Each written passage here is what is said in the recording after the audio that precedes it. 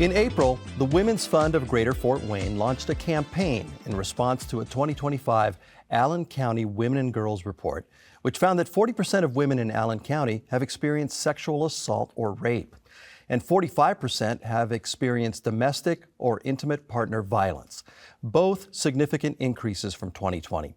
I want to dig a little deeper into those alarming numbers, so I'm joined by Cassie Beer, Director of the Women's Fund, an initiative of the Community Foundation of Greater Fort Wayne. Cassie, welcome to the 260.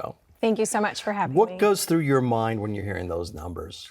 A couple of things really go through my mind. One, I believe they are a reflection of two truths at the same time. One, that numbers really are up. We know that economic pressures, social pressures are causing an increase in these types of violence.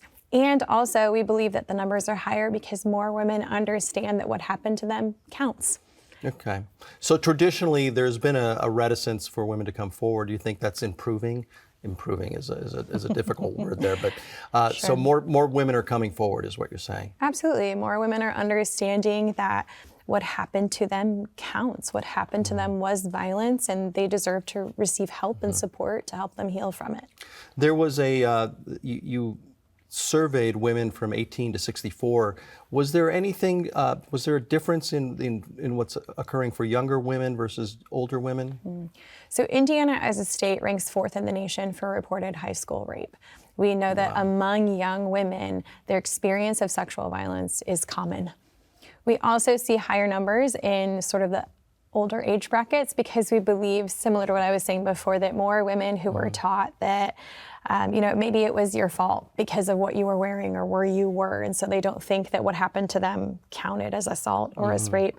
And through education, we're seeing that also some of these older women are having the realization and the affirmation of what happened to me, I didn't deserve, it wasn't my fault, and it counts as an experience of it as assault. 4th in the nation, and for young women to experience this kind of violence. That's what is unique to Indiana, do you think, that's causing that? So in Indiana, we require abstinence-only education in our public schools. So that means schools are often feeling limited or nervous about what types of education they're providing. So when it comes to explaining how to prevent experiences of sexual violence or what counts as sexual violence, a lot of our public schools get a little nervous about what they're able to share and educate their students on because they're afraid they're going to get in trouble.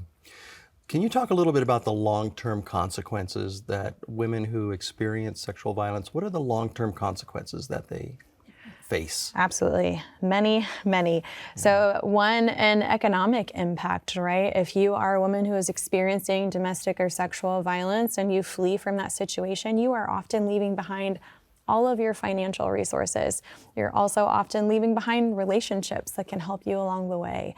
So there's a significant long-term economic impact. There's also an experience of deep, true trauma that impacts women and girls' ability to have a healthy mental health and self-worth. So the impact is long-term. How do you think we as a community are failing these women?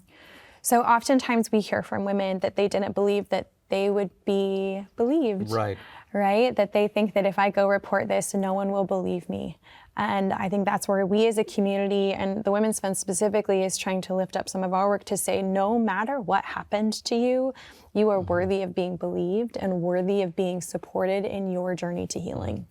And the campaign that you launched is specifically a communication to women and to the general community that this needs to be surfaced, right? Talk a little bit about your campaign. Absolutely. So when we launched the Women's Fund in 2020, we did a comprehensive study of women and girls in our community, and we found some of these numbers that you've referenced about the pervasiveness of sexual violence as an experience. And when we began to listen to our local agencies that provide that direct service care, like Sexual Assault Treatment Center, the YWCA, we heard about the challenge of just traffic control and system navigation for survivors. For example, Sexual Assault Treatment Center is the only location in surrounding 19 counties you can access a forensic rape kit.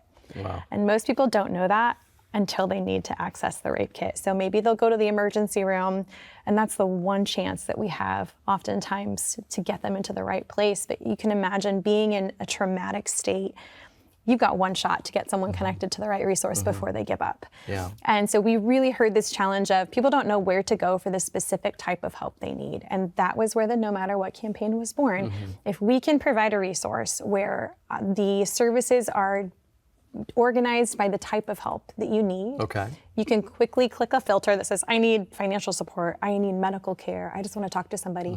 And it will connect you to the most appropriate local resource for this specific type of care that you need. And you brought along some pictures of what the campaign looks like out on the streets. Out on the streets. So it actually started in the bathrooms. So our first iteration of the campaign was really about, where is a safe, private place that any survivor, regardless of gender, can access this. And that's where we designed the stickers. And so these stickers were designed to be on the back of bathroom stall doors. So if someone's alone, hopefully they can scan it and get the access they need. From there, we launched into a coaster campaign because we thought, let's get these out on tables so that people can access the help, but they can also spark some conversations. And we've heard that from conversations at bars and in kitchens of people picking these coasters up and saying, never your fault. Really? Is it really never your fault? And it really not just being access to resources, but also sparking community conversations about how we respond to this. If Allen County wants these numbers to move in a more positive direction, what do we need to be doing? We, for one, we need to be unified in our message that we believe survivors.